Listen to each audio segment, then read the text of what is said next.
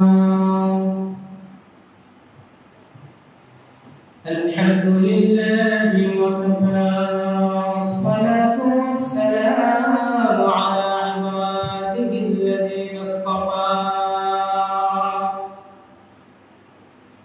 خصوصا على إمام الأنبياء وسيد الورى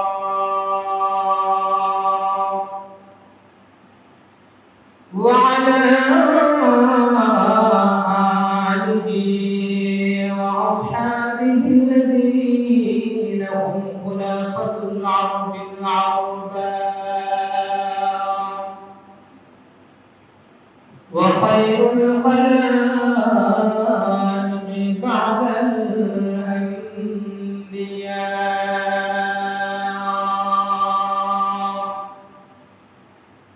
وسلم تسليما كثيرا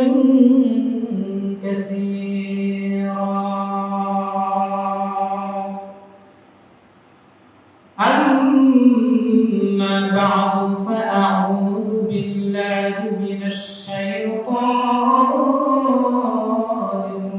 الرجيم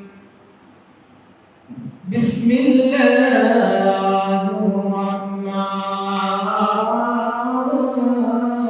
الرحيم إن عدة الشهور عند الله 12 شهرا في كتاب الله يوم خلق السماوات والأرض منها 4 حرم ذلك الدين القيم فلا تظلموا فيهن أنفسكم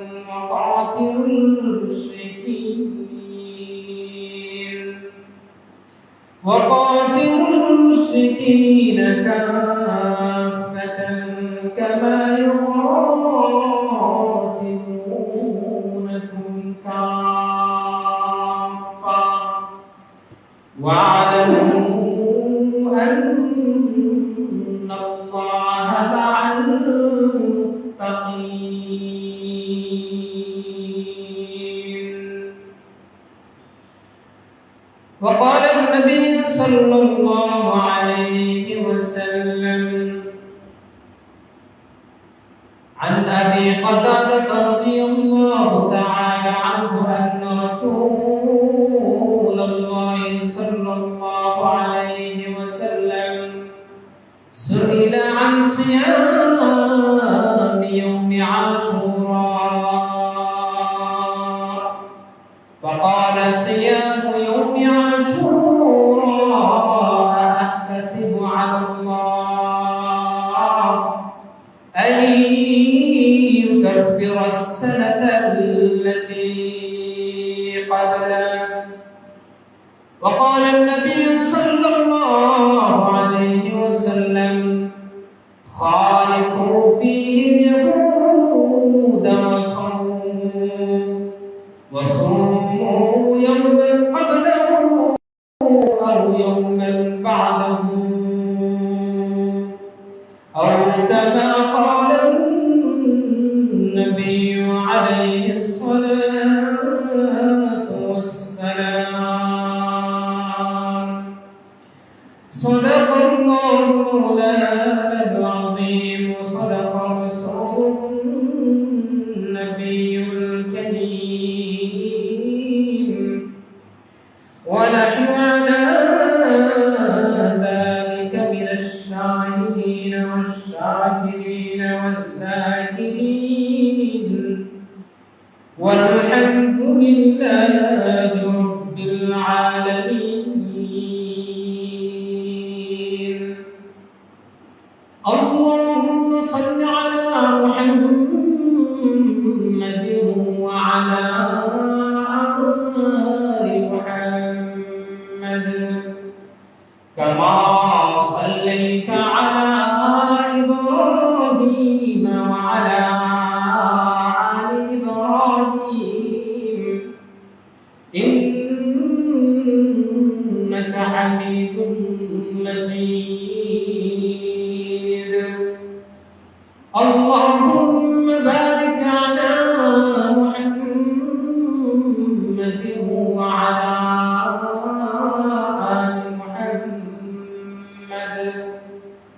كما باركت على إبراهيم وعلى آل إبراهيم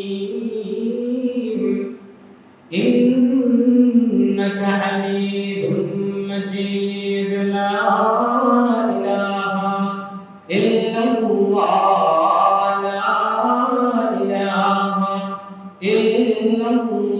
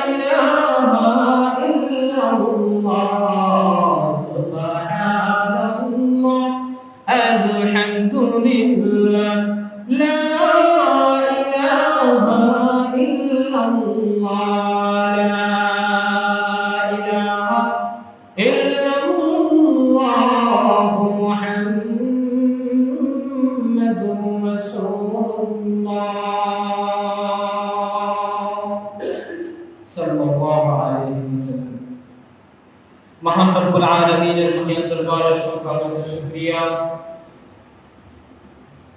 যে মহান মাওলানা করিম আপনাকে আমাকে দুনিয়ার সমস্ত ঝামেলা থেকে পারি করে আল্লাহ রব্বুল আলামিনের মহান হুকুম জুমআ নামাজ আদায় করার নিয়তে মসজিদে এসে হাজির হওয়ার তৌফিক দান করেছেন। এজন্য সেই মহান মালিকের দরবারে দিল থেকে মহব্বতে কালিমাতুশ শুকর পাঠ করি, শুকরে পড়ি আলহামদুলিল্লাহ। সম্মানিত হাজিরিন, আমাদের মধ্য দিয়ে সুন্নাত রুমের অন্যতম একটা মাস মুহররম মাস অতিবাহিত হইতেছে। আজকে মুহররম মাসের 8 তারিখ। আগামী একদিন পরে আমাদের মাঝে আগমন করতে যাচ্ছে আমাদের সমাজের মধ্যে, মুসলমানদের মধ্যে সুপরিচিত একটা দিন, যেটাকে ইয়মে আশুরা বলে আমরা সবাই জানি। সম্মানিত হাজিরিন, এই আশুরা একটা গুরুত্বপূর্ণ দিবস। আশুরা মানে হচ্ছে 10ম তারিখ। মুহররম মাসের 10 তারিখকে আশুরা বলা হয়। এই তারিখে আল্লাহ রাসূল সাল্লাল্লাহু আলাইহি ওয়াসাল্লাম আমাদের উম্মতদেরকে নফল রোজা রাখার জন্য হাদিসের মধ্যে ইরশাদ করেছেন। ইসলামের প্রাথমিক সময়ে এই আশুরা রোজা মুসলমানদের উপর ফরজ ছিল।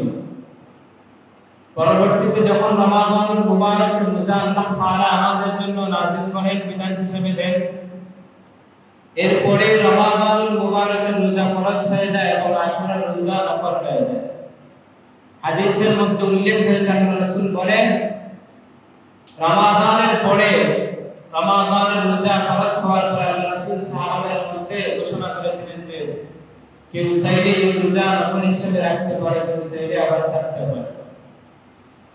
যেহেতু এই রোজা একটা গুরুত্বপূর্ণ সওয়াবের অধিকারী, এই জন্য আমাদের যাদের সুযোগ হবে আমরা এই রোজাটা গুরুত্বের সহিত রাখার চেষ্টা করব। আল্লাহ রাসূল সাল্লাল্লাহু আলাইহি ওয়াসাল্লামের জামানায় হিজরত করে যখন তিনি মক্কা থেকে মদিনার মধ্যে যান, মদিনার মধ্যে যাওয়ার পর আল্লাহ রাসূল সাল্লাল্লাহু আলাইহি ওয়াসাল্লাম ইহুদি সম্প্রদায়কে দেখতে পান যে তারা মুহররম মাসের এই 10 তারিখ অর্থাৎ আশুরার দিবসে তারা রোজা রাখতেছে। হাদিসের মধ্যে হযরত ইবনে আব্বাস রাদিয়াল্লাহু তাআলা থেকে বর্ণিত এই riwayatটা পাওয়া যায়। তিনি বলেন আন্না রাসূলুল্লাহ সাল্লাল্লাহু আলাইহি ওয়াসাল্লাম قدم المدينة فوجد اليهود صياما يوم عاشوراء فقال لهم رسول الله صلى الله عليه وسلم ما هذا اليوم الذي تصومونه حضرت ابن عباس رضي الله تعالى থেকে বর্ণিত তিনি বলেন আল্লাহ রাসূল সাল্লাল্লাহু আলাইহি ওয়াসাল্লাম যেদিন হিজরত করে মক্কা থেকে মদিনার মধ্যে গমন করেন, মদিনার মধ্যে গমনের পরে মুহররম মাসের যখন 10 তারিখ আসে, আশুরার দিবস আসে, তখন তিনি দেখতে পান ইহুদি সম্প্রদায় যারা আছে তারা এই আশুরার দিবসে রোজা রাখতেছে। আল্লাহর হাবিব সাল্লাল্লাহু আলাইহি ওয়াসাল্লাম তাদেরকে জিজ্ঞেস করলেন, ফাকালা লাহুম রাসূলুল্লাহ সাল্লাল্লাহু আলাইহি ওয়াসাল্লাম মা হাযাল ইয়াওম আল্লাযী তাসুমুনাহু, তোমাদের কাছে এই দিবসটা কেন এত গুরুত্বপূর্ণ, এই দিবসে কেন তোমরা রোজা রাখতেছ?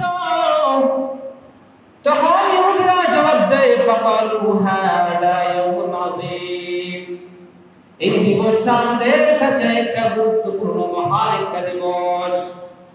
আনজাল্লাহু ফীহি মূসা ওয়া কওমহু, এই দিবসে আমাদের নবী মূসা আলাইহিস সালাতু ওয়াস সালামকে আল্লাহ রাব্বুল আলামিন ফিরআউনের কবল থেকে আল্লাহ রাব্বুল আলামিন নাজাত দিয়েছিলেন, রেহাই দান করেছিলেন। ওয়া qarraqa ফিরআউন ওয়া কওমহু, এবং ওই দিবসে আল্লাহ তাআলা ফিরআউন এবং তার সাথী সঙ্গী যারা আছে তাদেরকে বাহরে কলজুম নামক সমুদ্রের মধ্যে ডুবাইয়া আল্লাহ তাআলা মেরেছিলেন। ফাসামাহু মূসা শুকরা, মূসা আলাইহিস সালাতু ওয়াস সালাম ওই দিবসে আল্লাহ তাআলার শুকরিয়া আদায় করতে গিয়ে তিনি রোজা রেখেছিলেন। ফানাহনু নাসুমুহু, সেই ধারাবাহিকতায় আমরা ইহুদি সম্প্রদায় ওই মূসা আলাইহিস সালাতু ওয়াস সালামের জামানা থেকে নিয়ে পর্যন্ত আশুরা দিবসে রোজা রেখে আসতেছি।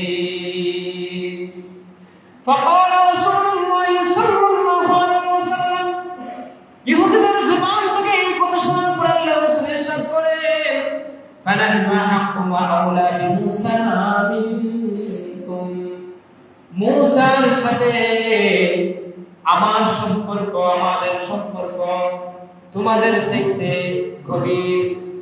তার একদম নিকটতম মানুষ হলাম আমরা। ফানাহনু আহাক্কু ওয়া আউলা বিমূসা, অনুসরণের ক্ষেত্রে আমরা সবচেয়ে বেশি মূসার হকদার। তখন আল্লাহ রাসূল সাল্লাল্লাহু আলাইহি ওয়াসাল্লাম বলেন, ফাসামাহু, তিনি নিজেই রোজা রাখেন, ওয়া আমারা বিসিয়ামিহি, এবং সাহাবায়ে কেরামদেরকে ওই আশুরার দিবসে রোজা রাখার জন্য আদেশ করে। দেখা যায় আল্লাহ রাসূল সাল্লাল্লাহু আলাইহি ওয়াসাল্লাম এই আশুরার রোজা রাখার জন্য সাহাবায়ে কেরামদেরকে আদেশ করেন, এমনকি তিনি নিজেও এই আশুরার দিবসে রোজা রাখা শুরু করেন। এই হাদিস দ্বারা আমরা যে জিনিসটা বুঝতে পারলাম যে মূলত এই আশুরার দিবসের রোজা হযরত মূসা আলাইহিস সালাতু ওয়াস সালামের জামানা থেকে ধারাবাহিকভাবে চলে আসছে। দেখা গেল এই আশুরার দিবসটা মূসা আলাইহিস সালাতু ওয়াস সালামের জামানা থেকে গুরুত্বপূর্ণ। এই আশুরার দিবসে রোজা রাখলে আপনার আমার জন্য ফায়দা কি নিহিত আছে? আল্লাহ রাসূল সাল্লাল্লাহু আলাইহি ওয়াসাল্লাম বলেন, সাহাবী আল্লাহ রাসূলকে জিজ্ঞেস করলেন, হযরত কাতাদা রাদিয়াল্লাহু তাআলা থেকে বর্ণিত রায়ত, তিনি বলেন আল্লাহ রাসূলকে ওই আশুরা দিবসের রোজা রাখা সম্পর্কে জিজ্ঞেস করা হয়, তখন তিনি বলেন, সিয়াম ইয়াউমি আশুরা আহতাসিবু আলা আল্লাহি আন ইউকাফিরা আস-সানাতা আল্লাতী ক্বাবলা, কোন ঈমানদার বান্দা যদি ওই আশুরা দিবসে যদি রোজা রাখে, আল্লাহর হাবিব বলেন, আমি আশাবাদী আল্লাহর কাছে যে আল্লাহ তাআলা তার পিছনের জীবনের 1 বছরের গুনাহকে আল্লাহ তাআলা মাফ করে দিলেন। সুবহানাল্লাহ। এই ফজিলতটা কিন্তু এখনো পর্যন্ত শরীয়তের মধ্যে এখনো আছে। আপনি আমিও যদি আপনাদের নিজেদের জায়গা থেকে রোজা রাখি আশুরার দিবসে, তাহলে আপনার আমার অতীতের 1 বছরের পিছনের 1 বছরের গুনাহ আল্লাহ তাআলা আপনার আমার আমল নামাজ থেকে মুছে দিবেন, মাফ করে দেবেন। সম্মানিত হাজির, এই আশুরার দিবসের রোজা আমরা শুধুমাত্র 10 তারিখ রাখবো নাকি এর সাথে মিলিয়ে আরেকটা রাখবো? এই সম্পর্কে রিওয়ায়াত পাওয়া যায়, আল্লাহর হাবিব বলেন খালিফু ফীহি ইয়াহুদ ওয়া সুমু ইয়াওমান ক্বাবলাহু আও ইয়াওমান বা'দাহু। যে ইহুদি সম্প্রদায় তারা শুধুমাত্র ওই 10 তারিখের রোজা রাখতো, অন্যদিন রাখতো না, আগে পিছিয়ে মিলায়া। আল্লাহ রাসূল সাল্লাল্লাহু আলাইহি ওয়াসাল্লাম বলেন যে তোমরা মুসলমান সম্প্রদায় যারা আছো, ইহুদিদের বিরুদ্ধে সংগঠনে গিয়ে তোমরা আগে পিছে যে কোনো একদিন 10 তারিখের সাথে মিলায়া ওই দিন তোমরা সর্বমোট রোজা রাখো। এই ক্ষেত্রে উলামায়ে কেরাম বলেন, হাদিসের বিভিন্ন রিওয়ায়াতের মধ্যে আল্লাহ রাসূল সাল্লাল্লাহু আলাইহি ওয়াসাল্লাম থেকে স্বতন্ত্রভাবে রিওয়ায়াত পাওয়া যায় যে আল্লাহ রাসূল আকরাম পেশ করেছিলেন যে আমি যদি আগামী বছর হায়াতে বেঁচে থাকি তাহলে আমি 9 তারিখ এবং 10 তারিখে দুই দিন রোজা রাখি। হাদিসের মধ্যে এই কথাটা উল্লেখ হয়েছে। এজন্য উলামায়ে কেরাম বলেন যে উত্তম হইল 9 তারিখ এবং 10 তারিখ রোজা রাখা। এই 9 তারিখ আমাদের মধ্যে আগামীকাল আসতেছে, 10 তারিখ হচ্ছে রবিবার। কেউ যদি একান্ত তার সমস্যার কারণে যদি 9 তারিখ না রাখতে পারে তাহলে 10 তারিখ এবং 11 তারিখ মিলে দুই দিন রোজা রাখা।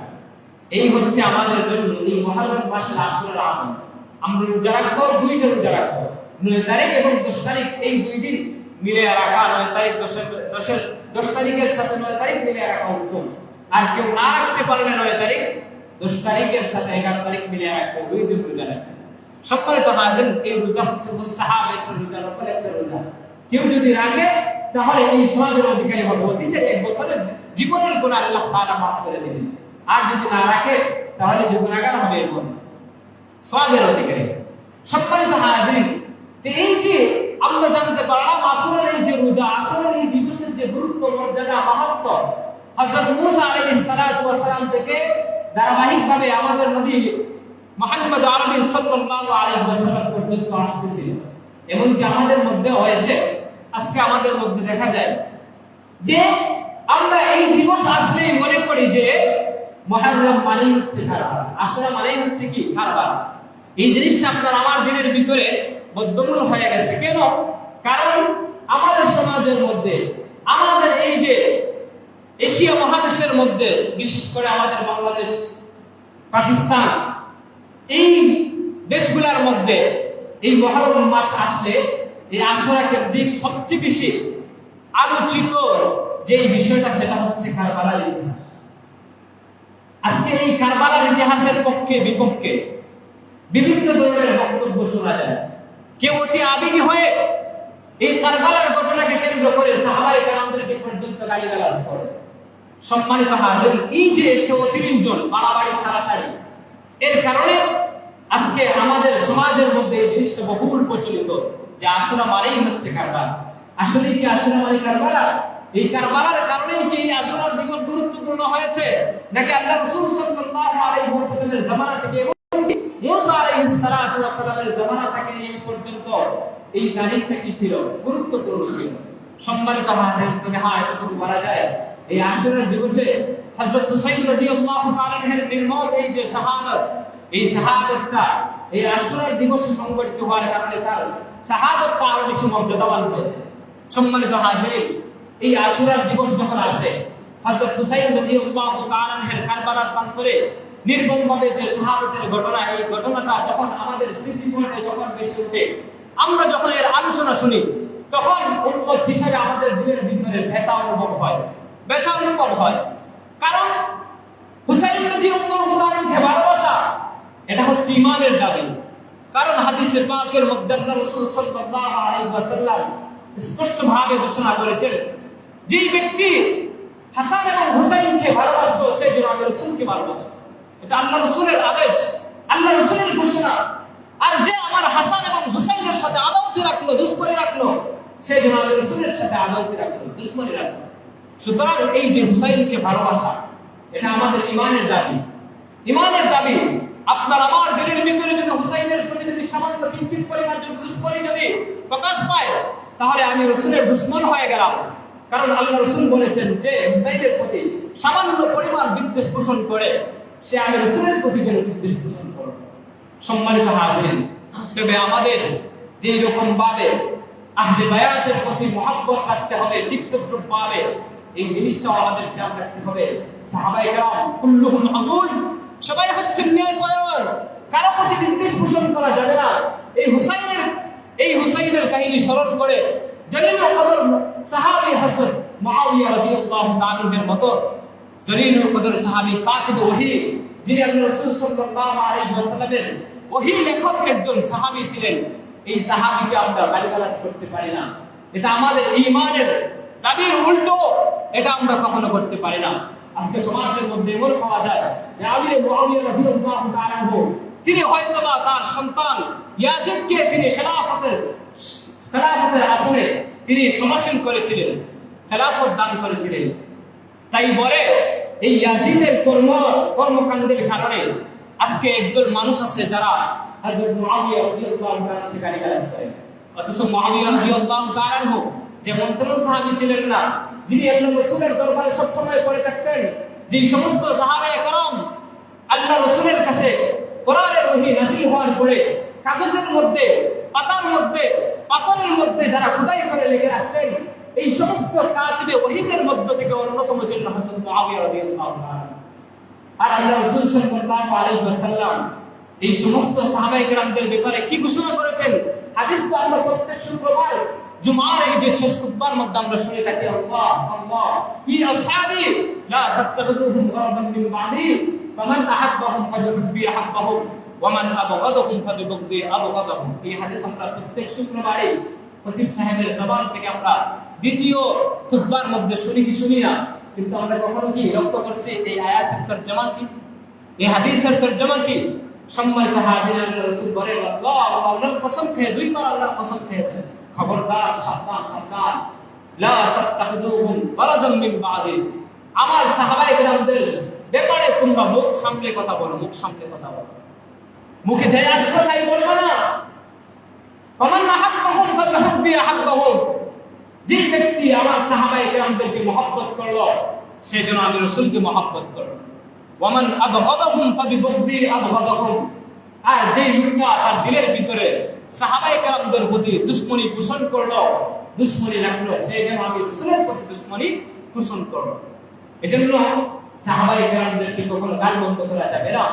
এই সাহাবায়ে কেরাম এমন একটা দল যাদের ব্যাপারে আল্লাহ তাআলা কোরআনে কারীমের বিভিন্ন জায়গার মধ্যে আয়াত নাযিল করেছেন। আল্লাহ তাআলা কোরআনের মধ্যে আয়াত নাযিল করেছেন, নাযিল করে বলেছেন যে আমি আল্লাহ স্বয়ং নিজেই সাহাবায়ে কেরামদের উপর সন্তুষ্ট। সুবহানাল্লাহ। আপনারা আমাদের ব্যাপারে বলেন নাই যে আপনার আমার উপর আল্লাহ সন্তুষ্ট? আয়াত নাযিল করে কি আল্লাহ তাআলা আমাদের ব্যাপারে বলেছেন? বলেন নাই। সাহাবায়ে কেরামদের ব্যাপারে বলেছেন আল্লাহ তাআলা কোরআনে কারীমের মধ্যে আয়াত নাযিল করে আল্লাহ তাআলা বলেন রাদিয়াল্লাহু আনহুম ওয়া রাদু আন। আল্লাহ রাব্বুল আলামিন বলেন আমি আল্লাহ রাব্বুল আলামিন সাহাবায়ে কেরামদের উপর সন্তুষ্ট। ওয়া রাদু আন, কাল কিয়ামতের দিন যখন আমি তাদেরকে পুরস্কৃত করব, এই পুরস্কার পাওয়ার পর সাহাবায়ে কেরাম আমার প্রতি সন্তুষ্ট হয়ে যাবে। এমন কি আল্লাহ তাআলা কোরআনে কারীমের অন্যত্র আয়াতের মধ্যে আল্লাহ তাআলা ইরশাদ করেন লাকাদ রাদিয়াল্লাহু আনিল মুমিনিনা ইয ইবায়িউনাকা তাহতাশ শাজারা। আল্লাহ তাআলা বলেন আমি ওই সমস্ত ঈমানদার, ওই সমস্ত সাহাবায়ে কেরামদের উপর সন্তুষ্ট যারা তাহতাশ শাজারা, গাছের নিচে আপনি রাসূলের হাতে হাত থেকে বায়াত গ্রহণ করেছিল। আমি জানি হুদাইবিয়ার সন্ধির সময় আল্লাহ রাসূল সাল্লাল্লাহু আলাইহি ওয়াসাল্লাম একটা গাছের নিচে সাহাবায়ে কেরামদের কাছ থেকে বায়াত নিয়েছিলেন, বায়াত গ্রহণ করেছিলেন। ওই বায়াতে যে সমস্ত সাহাবায়ে কেরাম অংশগ্রহণ করেছিলেন, আল্লাহ রাসূলের হাতে হাত থেকে বায়াত গ্রহণ করেছিলেন, তাদের ব্যাপারে আল্লাহ তাআলা কোরআনে কারীমের মধ্যে সাথে সাথে আয়াত নাযিল করে বলেন লাকাদ রাদিয়াল্লাহু আনিল মুমিনিন, আমি রব ওই সমস্ত মুমিনদের উপর সন্তুষ্ট, ওই সমস্ত সাহাবায়ে কেরামদের উপর সন্তুষ্ট আল্লাযীনা ইউবাইউনাকা তাহতা আশ-শাজারা, যারা আপনার হাতে হাত থেকে গাছের নিচে বায়াত গ্রহণ করেছিল। এই সাহাবায়ে কেরাম আপনার আমার জন্য এই যে মুসিবত থেকে বাঁচানোর জন্য রক্ষা কবচ, হাদিসের মধ্যে ইরশাদ হয়েছে আল্লাহর হাবিব ঘোষণা করেছিলেন, হে আমার উম্মতরা তোমরা শুনে রাখো, আমার সাহাবায়ে কেরাম যতদিন এই দুনিয়ার বুকে জিন্দা থাকবে ততদিন কোনোদিন তোমাদের উপর মুসিবত এসে একসাথে তোমাদেরকে গ্রাস করবে না, ধ্বংস করবে না। এজন্য দেখা গেছে সাহাবায়ে কেরাম যতদিন এই দুনিয়ার বুকে জিন্দা ছিলেন তারা জীবিত থাকা অবস্থায় একসাথে এরকম কখনো কোনো মহামারী মুসিবত এসে সমস্ত মানুষ খারাপ হয়ে যায় নাই। এজন্য এই সাহাবায়ে কেরাম আমাদের জন্য ছিলেন রক্ষা কবচ, বাঁচার জন্য রক্ষা কবচ। আজকে আমাদের মধ্যে এমন শ্রেণীর মানুষ পাওয়া যায়, দেখা যায় আহলে বায়াতের প্রতি অতি আবেগী হয়ে এই সমস্ত সাহাবায়ে কেরামদেরকে তারা গালিগালাজ করে। আপনার আমার দিনের ভিতরে আহলে বায়াত যারা আছে, আল্লাহর রাসূলের পরিবার বর্গের সদস্য যারা আছে, তাদের প্রতি মহব্বত অবশ্যই আমাদের প্রত্যেকের দিনের ভিতরে থাকতে হবে, এটা ঈমানের দাবি। তাই বলে তাদের প্রতি মহব্বত রাখতে গিয়ে আপনি আমি তাদের প্রতি, অন্যান্য সাহাবায়ে কেরামদের প্রতি বিদ্বেষ পোষণ করব, এই জিনিসটা কিন্তু আমাদের ঈমানের মুখালিফ। এই জিনিসটা আমাদের সাথে মানায় না, এই জিনিসটা আমাদের সাথে মানায় না। এজন্য যেহেতু আমাদের মাঝ দিয়ে বছরের পরে আবার ঘুরে ফিরে আসে এই আশুরার দিবস আসে, আশুরার দিবস আসলে আমরা হুসাইন রাদিয়াল্লাহু তাআলা আনহু এই কারবালার প্রান্তরে নির্মম শাহাদাতের কথা স্মরণ করে আমাদের দিলের ভিতরে ব্যথা অনুভব হয়, জাগ্রত হয়। এটা আমাদের ঈমানের দাবি, এটা স্বাভাবিক, আমাদের দিলের ভিতরে জাগ্রত হবে। কিন্তু তাই বলে হযরত মুআবিয়া রাদিয়াল্লাহু তাআলা আনহুর মতো এই সাহাবীর দিকে অভিযোগের তীর আমরা নিক্ষেপ করতে পারি না, কখনো তাকে দোষারোপ করতে পারি না। আজকে কেন দোষারোপ করা হয়? কারণ হচ্ছে যে হযরত মুআবিয়া রাদিয়াল্লাহু তাআলা আনহু তিনি তার এই যে সন্তান ইয়াজিদকে তিনি খেলাফতের মসনদে আসীন করেছিলেন, খেলাফত দিয়েছিলেন, তাকে শাসক বানিয়েছিলেন, এজন্য তাকে দোষারোপ করা হয়। অথচ আমরা ইসলামের প্রাথমিক সময়ে এই খেলাফতের ধারাবাহিকতা কিভাবে হয়েছিল, কিভাবে খেলাফত দেওয়া হয়েছিল, এই জিনিসটা যদি আমরা জানতাম, আমাদের জানা থাকতো, তাহলে আমরা মুআবিয়া রাদিয়াল্লাহু তাআলাকে আমরা দোষারোপ করতাম না। সম্মানিত হাজির, এই জন্য এই বিষয় সম্পর্কে আমাদের কিছু আলোকপাত করা দরকার, জরুরি মনে করছি। খুব গভীর মনোযোগ সহকারে কথাগুলো শোনার চেষ্টা করবেন। আল্লাহ রাসূল সাল্লাল্লাহু আলাইহি ওয়াসাল্লাম যখন হিজরত করার পরে ইসলামের জয় জয়কার যখন চতুর্দিকে ছড়িয়ে পড়ে, আল্লাহ রাসূল সাল্লাল্লাহু আলাইহি ওয়াসাল্লাম ছিলেন একক রাষ্ট্রপ্রধান। আল্লাহ রাসূল সাল্লাল্লাহু আলাইহি ওয়াসাল্লাম মদিনার মসজিদের মধ্যে বসে तमाम দুনিয়া আল্লাহ রাসূল সাল্লাল্লাহু আলাইহি ওয়াসাল্লাম শাসন করেছিলেন।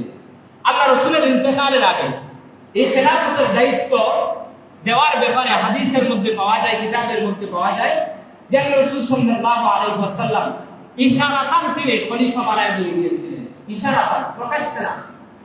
যেমন আল্লাহ রাসূলের অসুস্থতার সময় আল্লাহ রাসূল সাল্লাল্লাহু আলাইহি ওয়াসাল্লাম আবু বকর রাদিয়াল্লাহু তাআলা কে নামাজের জন্য, ইমামতির জন্য তিনি আদেশ করেছিলেন। আবু বকর রাদিয়াল্লাহু তাআলা তিনি আল্লাহ রাসূলের জায়গায় দাঁড়ায় সাহাবায়ে কেরামদের ইমামতি করেছিলেন। প্রকাশ্যে আল্লাহ রাসূল বলেন নাই যে আমার ইন্তেকালের পরে তোমরা আবু বকরকে খলিফা বানাও। এজন্য দেখা গেছে যে 3 দিন অতিবাহিত হয়ে গেছে আল্লাহ রাসূলের ইন্তেকালের পরে। খলিফা কাকে নির্ধারণ করা হবে এই ব্যাপারে মতানক্য ছিল, এই ব্যাপারে পরামর্শ ছিল।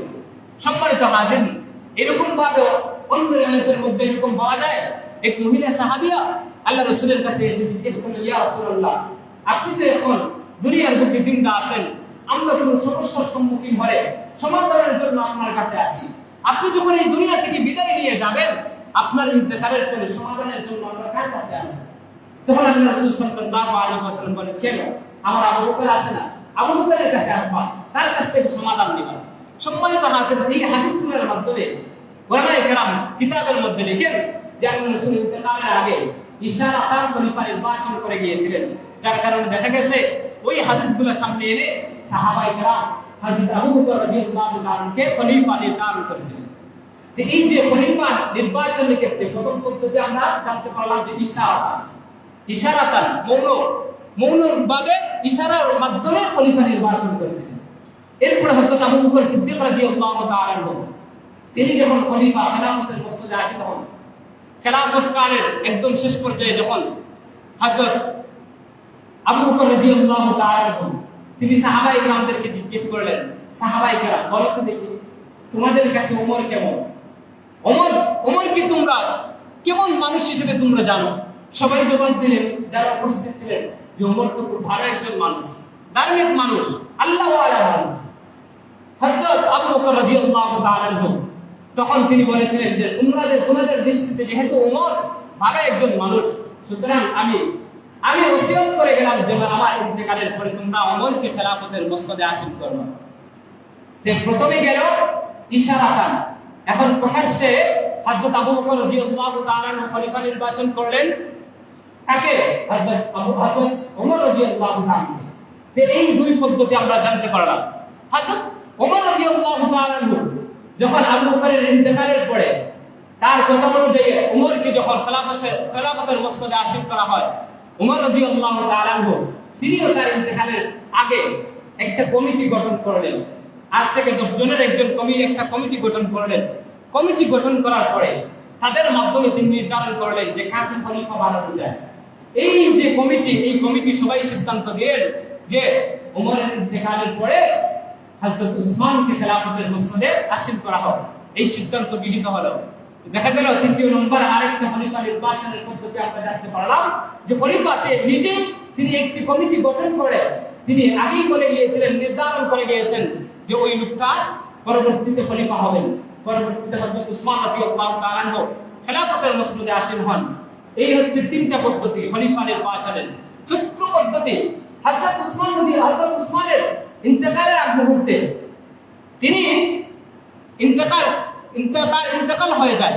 তিনি আর এই যে স্বাভাবিকভাবে অন্যান্যদের মতো খলিফা নির্ধারণ করে যেতে পারেন না, বরং দেখা গেছে হযরত উসমান রাদিয়াল্লাহু তাআলা যখন তাকে আবদ্ধ করে নির্মমভাবে, যখন তাকে সাবাই মুশরিকরা আব্দুল্লাহ ইবনে সাবা নামে একজন ইহুদি ছিল তার ষড়যন্ত্রে তার সাংগঠন করে হযরত উসমানকে নির্মমভাবে হত্যা করা হয়, তার ঘরের মধ্যে আটকে রেখে বন্দী রেখে। হযরত উসমান রাদিয়াল্লাহু তাআলা ইন্তেকালের পরে মানুষ খলিফা হিসেবে একজন মানুষ, অধিকাংশ মানুষ খলিফা হিসেবে নির্বাচন করা হচ্ছে আলী রাদিয়াল্লাহু তাআলা। যে আলী রাদিয়াল্লাহু তাআলার নির্বাচন পদ্ধতিকে আজকে ইশারাতান বলা হয়, যে গণতান্ত্রিক পদ্ধতিতে খলিফা তো আলীকে নির্বাচন করা হয়েছে, সুতরাং গণতন্ত্র কুফরি কেন বলা হয়? এই যে এই দিকে ইঙ্গিত করে কিন্তু আজকে সমাজের মধ্যে কিছু মানুষ এই কথাটা বলে থাকে। সম্মানিত হাজির, দেখা গেছে হযরত আলী রাদিয়াল্লাহু তাআলাকে খলিফা নির্বাচন করা হয় যে একজন মানুষ তার বায়াত প্রথমে গ্রহণ করে নেন, পরবর্তীতে তাকে খলিফা হিসেবে সারা দুনিয়ার মানুষ তাকে মেনে নেন। এই যে বিষয়গুলা, এই খলিফা নির্বাচনের পদ্ধতি আমরা 7টা পদ্ধতি জানতে পারলাম। আল্লাহ রাসূল ইশারাতান সর্বপ্রথম খলিফা নির্বাচন করেছেন হযরত আবু বকরকে।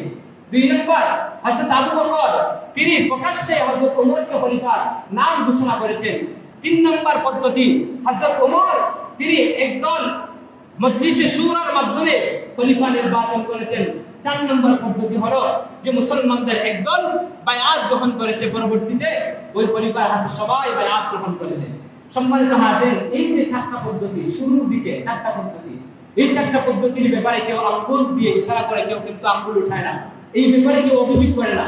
সম্মানিত হাজির, এই ক্ষেত্রে আমির মুআবিয়া রাদিয়াল্লাহু তাআলার কাছে যখন আসা হয়, তখন একজন মানুষ বলে যে আমির মুআবিয়া রাদিয়াল্লাহু তাআলা তিনি কিভাবে পারলেন যে তার সন্তান ইয়াজিদকে তিনি খলিফা নির্বাচন করতে? সম্মানিত হাজির, আমরা যদি একটু তাকাই অতীতের দিকে, খেলাফত খলিফা নির্বাচনের যে পদ্ধতি, এর মধ্যে দ্বিতীয় যে পদ্ধতি ওমরের পদ্ধতি কি ছিল? আবু বকরের পদ্ধতি। দ্বিতীয় নির্বাচন আবু বকরের পদ্ধতি কি ছিল? তিনি নিজে ঘোষণা করেছেন ওমরের নাম। দেখা গেল ইসলামের শুরুর দিকে খলিফা নির্বাচনের ক্ষেত্রে যিনি তৎকালীন সময়ে খলিফা ছিলেন তিনি নিজে নাম ঘোষণা করে দিয়েছেন। আর তৎকালীন সময়ে হযরত আমির মুআবিয়া রাদিয়াল্লাহু তাআলা তিনি কিন্তু গভর্নর ছিলেন। হযরত হাসান রাদিয়াল্লাহু তাআলা তার বাবার ইন্তেকালের পরে যখন কুফাবাসীরা ষড়যন্ত্র করে হযরত আলীকে হত্যা করার পরে হযরত হাসান রাদিয়াল্লাহু তাআলাকে খলিফার মসনদে যখন আবিষ্ট যখন তাকে খলিফার মসনদে বসানো হয়, 7 মাসের মাথায় খেলাফত পাওয়ার 7 মাসের মাথায় হযরত হাসান রাদিয়াল্লাহু তাআলা মুসলমানদের মধ্যে ঐক্যের জন্য তিনি তার এই যে খেলাফতকে হযরত মুআবিয়া রাদিয়াল্লাহু তাআলার হাতে তুলে দেন। এই মুআবিয়ার হাতে তুলে দেওয়ার পরে দেখা গেছে এই যে মুসলমানদের মধ্যে একটা ফিতনা ছিল, এই ফিতনাটা শান্ত হয়ে গেছে। মুআবিয়া রাদিয়াল্লাহু তাআলা যিনি একজন বিচক্ষণ সুলতান সাহাবী ছিলেন, রাষ্ট্র পরিচালনার সর্ব যে গুণ, এই সব গুণ তার ভিতরে ছিল। তিনি খুব বিচক্ষণতার সহিত তিনি রাষ্ট্র পরিচালনা করেছিলেন। এই হযরত মুআবিয়া রাদিয়াল্লাহু তাআলা হযরত আবু বকরের যে নীতিটা, এই নীতিটা অবলম্বন করে তিনি মনে করেছিলেন যে আমার যে সন্তান ইয়াজিদ, তার প্রাথমিক অভ্যাস ভালো ছিল। এই যে খেলাফতের মসনদে আদিষ্ট হওয়ার আগে ইয়াজিদের আমল ভালো ছিল। এমনকি আল্লাহ রাসূল সাল্লাল্লাহু আলাইহি ওয়াসাল্লাম একটি যুদ্ধের ব্যাপারে তিনি ভবিষ্যৎবাণী করেছিলেন। কসতান্তনিয়া নামে যেই যুদ্ধটা নৌপথে সংঘটিত হবে, আল্লাহ রাসূল তখনই ঘোষণা করেছিলেন যে আমার ইন্তেকালের পরে একজন সাহাবায়ে কেরাম কসতান্তনিয়া নামক একটা যুদ্ধ পরিচালনা করবে নৌপথে। ওই যুদ্ধে যে সমস্ত সাহাবায়ে কেরাম অংশগ্রহণ করবে তাদেরকে আল্লাহ তাআলা মাফ করে দিবেন। তাদের ব্যাপারে মাফের দোয়া করেছিলেন রাসূল সাল্লাল্লাহু আলাইহি ওয়াসাল্লাম। আর ওই যুদ্ধের মধ্যে সেরা প্রধান ছিলেন, নেতৃত্ব দিয়েছিলেন ইয়াজিদ। তখন সময় ইয়াজিদের আচরণ, তার চলাফেরা ভালো ছিল, কিন্তু এই ভালো দিকগুলো লক্ষ্য করে হযরত মুআবিয়া রাদিয়াল্লাহু তাআলা তিনি ভাবলেন যেহেতু এরকম পদ্ধতি আছে খলিফা নির্বাচনের, সুতরাং তিনি তার সন্তান ইয়াজিদকে তিনি পরবর্তী খলিফা নির্বাচন করে গেলেন। দেখা গেল আস্তে আস্তে হযরত মুআবিয়ার ইন্তেকালের আগ পর্যন্ত তিনি যখন মুমূর্ষু অবস্থায় ছিলেন, বড় বড় যে এরিয়া ছিল এই এরিয়াগুলোর মধ্যে তিনি চিঠি মারফতে ইয়াজিদের পক্ষে তিনি অনেক সাহাবায়ে কেরামদের কাছ থেকে বায়াত তিনি গ্রহণ করেছিলেন। সাহাবায়ে কেরাম সবাই জানতেন যে ইয়াজিদ যদিও তাকওয়ার দিক দিয়ে হযরত হুসাইনের সমান না, হযরত আব্দুল্লাহ ইবনে ওমরের মতো সমান না, হযরত আব্দুল্লাহ ইবনে আব্বাস রাদিয়াল্লাহু তাআলা তাদের মতো তাকওয়ার দিক দিয়ে, মুত্তাকির দিক দিয়ে সমান না, কিন্তু রাষ্ট্র পরিচালনার যে গুণাগুণ সে কিন্তু এই দিক দিয়ে পারফেক্ট ছিল। যার কারণে দেখা গেছে সাহাবায়ে কেরামদের অনেকেই ইয়াজিদের পক্ষে বায়াত তারা গ্রহণ করেছিলেন, বায়াত মেনে নিয়েছিলেন। কিন্তু মদিনার মধ্যে একটু বড় বড় সাহাবী ছিলেন, যে দলটা বড় ছিল এর মধ্যে কিতাবের মধ্যে লেখা হয় হযরত হুসাইন ছিলেন, হযরত আব্দুল্লাহ ইবনে আব্বাস ছিলেন, হযরত আব্দুল্লাহ ইবনে জুবাইর রাদিয়াল্লাহু তাআলা ছিলেন, হযরত আব্দুল্লাহ ইবনে ওমর রাদিয়াল্লাহু তাআলার মতো বড় বড় সাহাবায়ে কেরাম ছিলেন। তারা প্রাথমিক অবস্থায় ইয়াজিদের খেলাফত তারা গ্রহণ করেন নাই। সম্মানিত হাজিরিন, যখন ইয়াজিদ খলিফার মসনদে আদিষ্ট হলো, হযরত মুআবিয়া রাদিয়াল্লাহু তাআলার ইন্তেকাল হয়ে গেল, সে চিঠি লিখলো মদিনার মধ্যে, প্রত্যেকটা জায়গার মধ্যে চিঠি প্রেরণ করলে তার হাতে বায়াত গ্রহণ করার জন্য। সম্মানিত হাজিরিন, আমি দীর্ঘায়িত করব না, সংক্ষেপে আমি শুধুমাত্র বোঝানোর জন্য এই কথাটা বলবো। হযরত হুসাইন রাদিয়াল্লাহু তাআলা সহ মদিনার মধ্যে যে সমস্ত সাহাবায়ে কেরাম ছিলেন তাদের কাছে যখন চিঠি পৌঁছলো, চিঠি পৌঁছার পরে তারা কিন্তু ইয়াজিদের হাতে বায়াত গ্রহণ করতে অস্বীকৃতি জানান। তখন মদিনার মধ্যে দুইজন বড় বড় সাহাবী ছিলেন, একজন হুসাইন, আরেকজন হযরত আব্দুল্লাহ ইবনে জুবাইর রাদিয়াল্লাহু তাআলা। আর বাকিরা ছিলেন মক্কার মধ্যে হজের জন্য, সবাই রওনা দিয়ে দিয়েছিলেন, মক্কার মধ্যে অবস্থান করতেছিলেন হজের জন্য। সম্মানিত হাজির, এইদিকে মক্কার তৎকালীন, মদিনার তৎকালীন যে গভর্নর ছিলেন তিনি তাদেরকে তার যে বাদশাহীর যে দরবার আছে দরবারের মধ্যে রাখায় আনলো। হযরত হুসাইন রাদিয়াল্লাহু তাআলা তিনি আগে থেকেই বুঝতে পারলেন, এজন্য তিনি তার সাথে সঙ্গীদের নিয়ে রাজ দরবারের মধ্যে প্রবেশ করলেন। পরিষ্কার সাফ ভাষায় তিনি জানাই দিলেন যে না, আমি ইয়াজিদের বায়াত গ্রহণ করব না। এরপরে হযরত হুসাইন রাদিয়াল্লাহু তাআলা তিনি হিজরত করে মক্কার মধ্যে চলে যান। মক্কার মধ্যে যাওয়ার পরে মক্কার মধ্যে থাকা অবস্থায় তখন তার কাছে হাজারো চিঠি আসতে থাকলো, কুফা থেকে হাজারো চিঠি আসতে থাকলো, হুসাইন আপনি আসেন কুফার মধ্যে, আমরা কুফাবাসী সবাই ঐক্যবদ্ধ, আপনার হাতে আমরা বায়াত গ্রহণ করব, ইয়াজিদের এই যে মনোনয়ন এটা আমরা মানি না। সম্মানিত হাজির, হযরত হুসাইন রাদিয়াল্লাহু তাআলা যখন তিনি দেখলেন যে কুফাবাসীর বড় একজন মানুষ আমাকে চায়, সুতরাং তাদের এই চাওয়াকে মূল্যায়ন করা দরকার, এজন্য তিনি মক্কা থেকে রওনা করলেন কুফার উদ্দেশ্যে। মক্কার তৎকালীন সময়ে যে বড় বড় সাহাবায়ে কেরাম সবাই তার হাত ধরে বলেছেন, খবরদার আপনি যাবেন না, কারণ আপনার নানা দুনিয়ার নবী ছিলেন না, আপনিও কখনো দুনিয়ার নবী হতে পারেন না, আপনি কখনো ক্ষমতার মস্তকে আসীন হওয়ার জন্য ফারাফিল্লাহ হতে পারেন না, আপনি যাবেন না, আমাদের মন বলতেছে আপনাকে তারা শহীদ করে ফেলবে, কারণ অতীতে তারা আপনার ভাইয়ের সাথে গাদ্দারি করেছে, এই কুফাবাসীরা অতীতে আপনার বাবার সাথে তারা গাদ্দারি করেছে।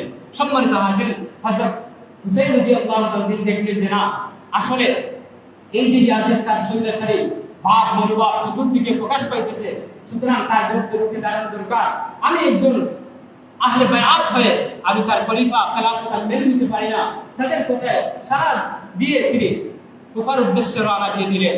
এর আগে তিনি তার এক চাচাতো ভাই কুফার অবস্থা পর্যবেক্ষণের জন্য তার চাচাতো ভাই মুসলিম ইবনে আকিলকে কুফার মধ্যে প্রেরণ করলেন। তিনি যাওয়ার পরে এখানে লম্বা ঘটনা ঘটে, তাকে হত্যা করা হয়। তার কাছে আবার চিঠি লেখা হয় হুসাইনের কাছে যে আপনি আসবেন না, কুফাবাসী আপনার সাথে কাফতারি করেছে। কিন্তু এই চিঠি আসার আগে তিনি রওনা দিয়ে দিয়েছেন। রওনা দেওয়ার পরে যখন কারবালার ইরাকের এই যে কারবালার প্রান্তরে যখন এসে উপনীত হন, তখন ওবাইদুল্লাহ ইবনে জিয়াদ নামে একজন স্বৈরাচারী, যে স্বৈরাচারী মনোভাবের অধিকারী ছিল, সে হুসাইনকে ওই জায়গার মধ্যে সে আটকানোর পরে যখন হুসাইন রাদিয়াল্লাহু তাআলা কোনোভাবেই মানতেছেন না যে তিনি যে কোনো মূল্যে কুফার মধ্যে যাবেন, তখন সে পুরস্কার ঘোষণা করে ওবাইদুল্লাহ ইবনে জিয়াদ, যেই লোক হুসাইনের মতাই আসতে পারবে আমি তাকে এই পুরস্কার দেব।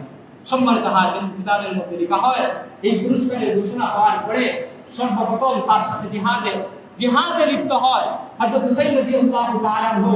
জিহাদ করতে করতে তার সাথে ৭২ জন আহলে বায়াত ছিলেন। এই ৭২ জনের সবাই শহীদ হয়ে গেলেন, শুধুমাত্র হুসাইন রাদিয়াল্লাহু তাআলা আনহু জীবিত ছিলেন। হুসাইন যুদ্ধ করতে করতে এক পর্যায়ে তিনি একদম হাঁপিয়ে গেলেন, ময়দানের এক প্রান্তের মধ্যে বসে আছেন, কিন্তু কেউ সাহস করতেছে না যে কে হুসাইনের উপর আঘাত হানবে, কারণ সবাই জানে তিনি হচ্ছেন নবীর নাতি। কেউ সাহস করে আনতেছে না। এর মধ্যে একজন পাষাণ্ড হৃদয়ের মানুষ, যার নাম কিতাবের মধ্যে লেখা হয় সিনান নামে একজন পাষাণ্ড মানুষ, সে সর্বপ্রথম হযরত হুসাইন রাদিয়াল্লাহু তাআলাকে উদ্দেশ্য করে তীর মারে। এই তীরটা হযরত হুসাইনের গলার মধ্যে গিয়ে বিদ্ধ হয়।